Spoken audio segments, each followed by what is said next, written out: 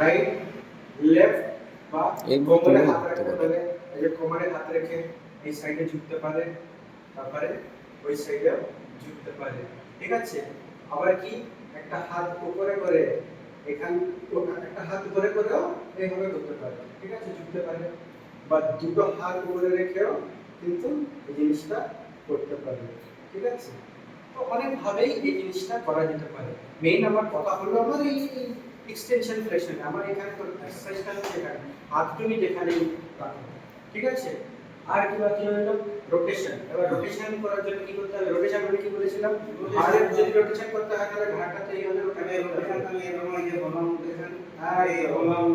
একদম তাই। তাহলে রাখো এখানে হাতে কোমরে এখানে হাত রাখো আর এই যে ঘোরো, এই যে ঘুরলো, এই যে ঘুরলো। ঠিক আছে? এই রোটেশন হচ্ছে টুইস্ট। হ্যাঁ ঠিক আছে? এখানে ঘুরছে।